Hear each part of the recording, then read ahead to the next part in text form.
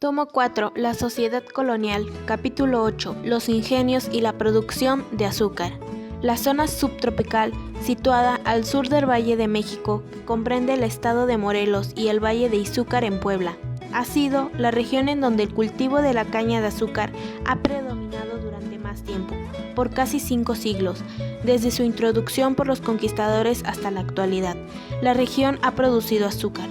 Sus características geográficas, clima y altura, la abundancia de agua y la existencia de población indígena campesina, junto con la cercanía a la Ciudad de México, determinaron esta vocación y su persistencia. El azúcar era un producto de lujo en Europa, a tal grado que en el siglo XVI y siglo XVII era considerada una especie. El azúcar era caro y difícil de conseguir, como la pimienta, la canela o el jengibre. Varias condiciones se tenían que cumplir para producir azúcar. Una de ellas era tener acceso a la mano de obra y las tierras irrigadas, con una gran precipitación pluvial en una zona tropical. Dados estos requerimientos, los únicos que se pudieron hacer cargo de los fuertes desembolsos que demandaba la función de ingenios fueron hombres influyentes y con capital, como lo eran los destacados funcionarios reales, los comerciantes y las corporaciones religiosas. Las construcciones para la producción más importante eran la casa de molino o la casa de trapiche, en donde se molía y se extraía el jugo de la caña de azúcar. La casa de las calderas, con sus hornos y chimeneas, en donde se procesaba el jugo, y el purgar, donde el azúcar ya cuajaba, permanecía por varias semanas hasta que se purgaba. La caña de azúcar se cortaba entre los 18 y 24 meses, y el agricultor manipulaba su maduración con el riego, algo que lamentablemente se requería como una exigencia era para aquel que quisiera convertirse en empresario azucarero era importar esclavos negros, pues en esa época quienes poseían los conocimientos para elaborar el azúcar, y para estos se crearon ingenios que fueron centros de mestizaje en el sentido racial, pero también en el sentido material y tecnológico. A diferencia de otras haciendas, el sol no marcaba el principio o el fin de la jornada de trabajo. Esta se iniciaba antes de que amaneciera y continuaba después del ocaso, y esto se debía a las actividades que se realizaban en la transformación del jugo de la caña de azúcar. Hacia finales del siglo XVIII, la situación de las haciendas azucareras empezó a experimentar cambios importantes.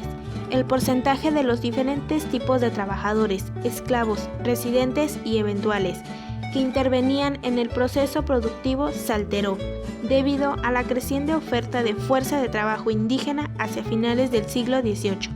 La mano de obra esclava casi desapareció, pero al final de todo, de ser un lujo extravagante, el azúcar se fue convirtiendo en una mercancía asequible a la mayoría de la población. El endeudamiento de las haciendas. Las haciendas azucareras de la región Cuernavaca-Cuautla afrontaron múltiples problemas debido al severo endeudamiento que tuvieron. Este proceso se debía a una serie de factores tales como los elevados costos de producción, especialmente de la obra de mano, el reducido tamaño de los mercados de azúcar, los bajos precios, el desequilibrio entre la oferta y la demanda, y la prohibición de exportar azúcar. Los problemas climáticos como heladas y sequías y el atraso tecnológico. Pero el endeudamiento de las haciendas no solo se manifestó por las necesidades de la producción, sino frecuentemente se debió a motivaciones ajenas a ella, tales como las aspiraciones de estatus de los hacendados y el deseo de salvar sus almas. Por lo tanto, el endeudamiento fue una causa y efecto de la inestabilidad económica de las haciendas azucareras en la época. La mayoría de las haciendas tenía adeudos contrarios por diversos fines y que destacaban de distintas épocas. Los préstamos generalmente estuvieron respaldados por gravemente hipotecas establecidas sobre las mismas unidades productivas. Esto hizo muy vulnerables las haciendas, ya que ante la suspensión del pago de réditos y del laudamio, los acreedores solicitaban su confiscación y remate para poder recuperar sus capitales. A causa de este problema, en la mayoría de los casos no hubo continuidad en la transmisión de las propiedades. En la región Cuernavaca-Cuautla, el endeudamiento de las propiedades rurales se originó en la primera mitad del siglo XVI y estuvo asociado a la adquisición de tierras y aguas. A diferencia de otras regiones, donde existían amplias extensiones de terrenos baldíos que podían obtenerse de la corona mediante mercedes gratuitas.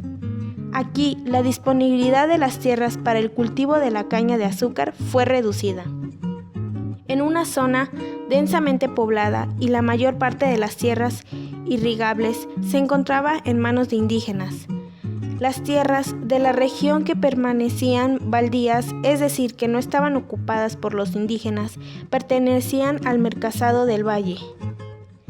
Los labradores y estancieros que en el siglo XVI adquirieron tierras y derechos sobre aguas vías, estaban mercedes se convirtieron en deudores del Marquesado del Valle, cuando posteriormente estas tierras y aguas pasaron a formar parte de las haciendas, los adeudos permanecieron. Créditos adquiridos para fines productivos. Las haciendas azucareras eran unidades productivas complejas, que requerían de una amplia infraestructura. Además de las tierras y derechos sobre aguas, necesitaban edificios para la molienda, purga y secado del azúcar, oficinas, bodegas, caballerizas y establos, albergues para los trabajadores permanentes y eventuales y para los esclavos, viviendas para los hacendados, administradores y mayordomos, y una capilla para el servicio religioso. La fábrica de azúcar debía contar con un molino de agua o un tirado por mulas, calderas para hervir el jugo de caña e instalaciones para la purga. Para regar los campos se requería infraestructura hidráulica y además se necesitaba ganado y esclavos. En la mayoría de los casos, los hacendados no contaban con suficiente capital propio y tuvieron que recurrir al crédito para solventar los gastos de instalación, para hacer mejoras y ampliaciones, para mantener las instalaciones y para cubrir gastos de operación. Las transacciones crediticias se hacían mediante censos consignativos y depósitos irregulares, ya que estaba prohibido el uso mutuo del préstamo. Con intereses por la Iglesia Católica manejaba una postura reactiva respecto a la inversión productiva, con el fin de evadir la usura, pecado, considerado muy grave en aquella época. Créditos para gastos personales, obras pías y legados testamentarios. El crédito obtenido por los hacendados sobre su esencia con frecuencia se utilizó para fines ajenos a la producción. Grandes mansiones, carruajes, lujosos vestidos y joyas formaban parte del estilo de la élite novohispana. Si bien la mayoría de los hacendados no pertenecía a ella, aspiraba a tener ese modo de vida y por lo general gastaba por encima de sus posibilidades. La utilización de las propiedades rurales como garantías hipotecarias para fines ajenos a la producción significó una gran carga económica y no les aportó ningún beneficio.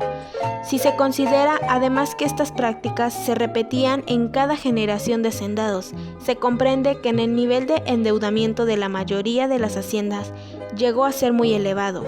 Hubo muchos casos en que la suma de las deudas igualaba el valor de las propiedades o incluso las superaba. La lucha por los recursos naturales, tierras, aguas, bosques y montes. La conquista fue un parteaguas en la historia de los indios mesoamericanos, quienes se vieron afectados en todos los aspectos de la vida. Una de las consecuencias de la conquista fue el reordenamiento de elementos cruciales del espacio mesoamericano, alterado por la explotación a la que fueron sujetos, la reunión de asentamientos dispersos en pueblos y el desarrollo de nuevas actividades económicas. Las características de la geografía de lo que ahora conocemos como el estado de Morelos permitieron el asentamiento de pueblos de indios densamente poblados y más tarde el desarrollo de una ganadería y agricultura comercial. La lucha por los recursos naturales en esta zona fue constante durante toda la época colonial y el primer siglo de la vida independiente, lo que, aunando a otros elementos, desencadenaría el primer movimiento revolucionario. El escenario. En el ahora estado de Morelos se conjugaron diversas características geográficas que se encuentran raramente en otras zonas de México con la misma altitud El estar situado al pie del eje volcánico permitió la formación de un complejo mosaico de flujos de ceniza, lava que se secó en los suelos del valle, ofreciendo tierras fértiles con una amplia gama de posibilidades agrícolas. Las precipitaciones pluviales en las montañas son muy abundantes y buena parte de agua que cae en las cumbres más frías emerge en la base en forma de manantial, mientras que el resto fluye hacia el valle en forma de ríos y arroyos, dando a la región una gran riqueza en los recursos hidrológicos. Estas ventajas acentuaron la singularidad de la región, afirma Barrett, junto con su clima y sus tierras planas favorables a la agricultura. El territorio de lo que hoy conforma el estado de Morelos tiene una gran configuración quebrantada, desde montañas escarpadas hasta barrancas que se van desvaneciendo y llegan al río Amacuzac, formando entre ellas cañadas y valle.